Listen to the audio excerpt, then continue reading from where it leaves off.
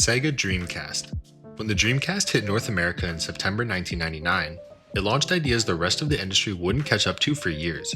Sega built in a 56K modem right out of the box, meaning online multiplayer was part of the core experience. Games like Phantasy Star Online let players team up across the globe, years before Xbox Live even existed. On top of that, Sega Net offered downloadable content, leaderboards, and matchmaking at a time when most players were still swapping memory cards. Then there was the VMU, or Visual Memory Unit, a memory card with its own screen and buttons. It could show real-time health meters, secret play calls in sports games, or even let you play tiny minigames on the go. Add in arcade-perfect ports thanks to its Naomi board architecture, and the Dreamcast was a powerhouse that blurred the line between home and arcade gaming. The tragedy? Despite being ahead of its time, Sega's marketing missteps, a quick PlayStation 2 launch, and fading consumer trust cut its life short. But for those who owned one, the Dreamcast was a glimpse into the future of gaming. PlayStation Vita. Released in 2011, the PlayStation Vita was Sony's boldest handheld gamble, one that, in hindsight, reads like a checklist for what gamers want today. Its gorgeous 5-inch OLED screen made every game look like a miniature console experience. Dual analog sticks offered precise control rarely seen in handhelds, and its processing power meant you could run games like Uncharted Golden Abyss or Killzone Mercenary without compromise. But the Vita didn't stop there. It came loaded with a rear touchpad, front touch screen, motion sensors, and even optional 3G connectivity, features that should have made it to the peak of portable gaming. The real showstopper was Remote Play, which let you stream PlayStation 4 games to the Vita from anywhere with a decent connection. In an era before the Switch and widespread cloud gaming, this was a revelation. Unfortunately, timing and support killed its momentum. Smartphones were exploding in popularity, Sony's marketing was underwhelming, and third-party developers drifted away. The hardware was years ahead of its time, but without consistent software, it became a cult favorite rather than a mainstream success. Still, today's portable streaming and hybrid consoles feel like they're walking trails the Vita blazed first. Sega Genesis with Sega Channel. In the mid-1990s, Sega quietly introduced a service so futuristic that most gamers didn't even believe it was real, the Sega Channel. Launched in 1994, it transformed the Genesis into a proto-Game Pass decades before streaming libraries became a staple. By connecting your console to a cable TV line via a special adapter, you could access a rotating catalog of up to 50 games every month, plus exclusive titles that never hit store shelves. The experience was surreal for the time. No cartridge to buy, no trips to the store, just scroll through the menu, pick a game, and play. It even offered demos, game tips, and cheat codes delivered directly through the service. This was a full-on digital distribution platform at a time when digital usually meant floppy disks. Of course, it had its limitations. Games weren't stored locally, so every play session required re-downloading over your cable connection. The monthly subscription fee of around $15 also kept adoption low. Still, the Sega Channel's vision was crystal clear. A future where your library lives online and updates every month. Sound familiar? Xbox Game Pass and PlayStation Plus are basically its great-grandchildren. I'll be posting here every day with new videos on all things video games. If you've enjoyed the video so far, be sure to drop a like and subscribe for more. Original Xbox. When Microsoft entered the console race in 2001, most assumed it would be a failure against PlayStation and Nintendo. Instead, the original Xbox launched with ideas so far ahead of the curve that they reshaped the industry. For starters, it was the first major console with a built-in hard drive, no more juggling memory cards. This allowed for faster load times, custom soundtracks and games, and save data that felt limitless compared to the tiny storage of competitors. Then there was broadband-only online play through Xbox Live, which debuted in 2002. While others were still dabbling in dial-up, Xbox players were jumping into smooth, lag-free multiplayer with features like voice chat, friends list, and matchmaking that became industry standards. Even the controller, nicknamed the Duke, was built with dual analog sticks and pressure-sensitive triggers, setting the template for modern gamepads. Under the hood, the Xbox was essentially a custom gaming PC, letting it deliver sharper graphics and more complex worlds than the PlayStation 2 in many cases. And while it didn't win the generation in sales, it set the foundation for Microsoft's long-term place in gaming. Proof that being ahead of your time can pay off in the long run. Nintendo Virtual Boy. In 1995, Nintendo took one of its boldest risks, a tabletop virtual reality console called the Virtual Boy. Unlike anything on the market, it used stereoscopic 3D to create a sense of depth in its games, with each eye viewing a slightly different image through a red and black display.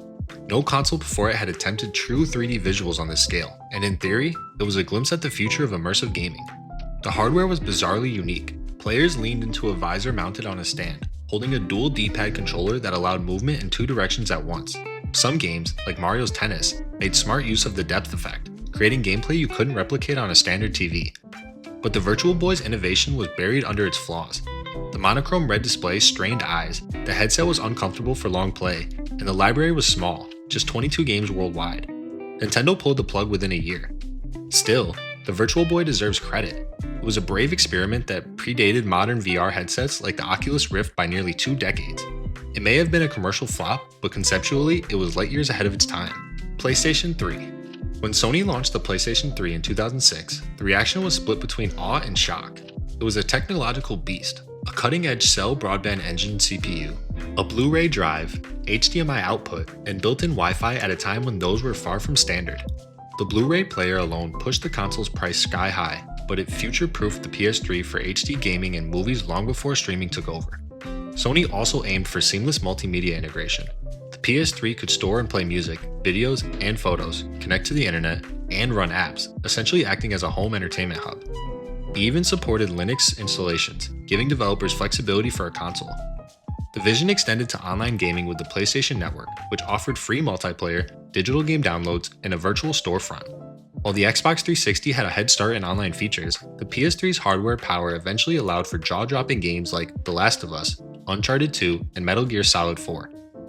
It stumbled at launch due to its price and complex architecture, but years later, many of its ideas became standard industry practice, proof that being too far ahead can be just as risky as being behind. Nintendo DS. When Nintendo unveiled the DS in 2004, many thought the dual-screen design was a gimmick, but the handheld quickly proved it was one of the most forward-thinking consoles ever made. The bottom screen was a fully interactive touchscreen, letting players tap, draw, and swipe their way through games, something years ahead of the smartphone boom. The top screen handled the action, while the touch interface opened up entirely new genres and gameplay styles. The DS also featured built-in Wi-Fi, allowing wireless multiplayer and online play without any add-ons. PictoChat let players send hand-drawn messages locally, turning the DS into a social device long before messaging apps dominated mobile.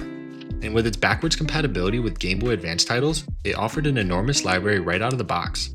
Developers embraced the hardware's quirks, creating innovative hits like Brain Age, Nintendogs, and The World Ends With You. Even traditional franchises like Zelda and Mario Kart found new life on the system with touch controls and online racing. By the time it became the best-selling handheld in history, the DS had shown that unconventional design could completely redefine an industry, if you backed it up with the right games. TurboGrafx 16 PC Engine. Released in Japan in 1987 as the PC Engine and in North America in 1989 as the TurboGrafx 16, this console quietly pushed boundaries most gamers wouldn't appreciate until years later. Under its tiny shell was a powerful 16-bit graphics chip paired with an 8-bit CPU, allowing for vibrant, arcade-quality visuals at a time when the NES still dominated living rooms. But the real innovation came in 1988 with the CD-ROM 2 add-on, making it the first home console to use CD-based games. This leap meant bigger storage, full-motion video, CD-quality music, and expansive worlds that cartridges simply couldn't match. Titles like Rondo of Blood delivered a level of audio and storytelling that felt generations ahead. In Japan, the PC Engine was a massive hit, rivaling Nintendo's Famicom. In North America, however, it struggled due to poor marketing, limited third-party support, and fierce competition from the Genesis and SNES. Looking back, its embrace of CDs predated the industry's eventual move away from cartridges by nearly a decade. It was an early glimpse of gaming's multimedia future, just one that most Western gamers never got to see. Neo Geo AES. Launched in 1990, the Neo Geo AES was practically from another planet. SNK designed it as a home version of its arcade hardware, meaning the games were literally identical to what you'd play in arcades. No watered-down ports, no compromises. Titles like Metal Slug, Samurai Showdown, and King of Fighters were pixel perfect and ran flawlessly on the AES. The catch? That kind of quality came at a staggering price. The console itself cost around $650 at launch, over $1,300 in today's money, and individual games could run $200 to $300 each. This put it firmly in the realm of collectors and die-hard arcade fans, not the average household. Still, the AES capabilities were unmatched. Massive, detailed sprites, booming stereo sound, and fluid animations made it a showcase for what was possible in gaming hardware years before competitors caught up. And because it shared architecture with the MVS arcade boards, game swaps between home and arcade were effortless. Commercially, it was niche, but in terms of vision, it was a prophecy of high-fidelity home gaming. Today, the AES is remembered as both a luxury dream machine and one of the boldest consoles ever released. Sega Saturn. When Sega launched the Saturn in Japan in 1994 and North America in 1995, It aimed to dominate the new 3D era, but ironically, one of its most forward-thinking strengths was in 2D. The Saturn's architecture was built for intricate sprite handling, enabling arcade-perfect ports of fighters like Street Fighter Alpha 3 and X-Men vs. Street Fighter, when other consoles struggled with 2D performance. It also featured a dual CPU design with 8 processors total, making it a technical marvel. In practice, the complexity made it notoriously difficult to develop for, and few third-party studios could fully tap its potential. Still, the hardware delivered beautiful, detailed 3D worlds in games like Nights into Dreams and Panzer Dragoon Saga.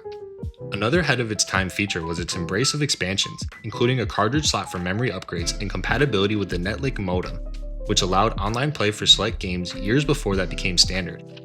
Despite its innovations, a rushed US launch, high price, and fierce competition from the PlayStation led to poor sales.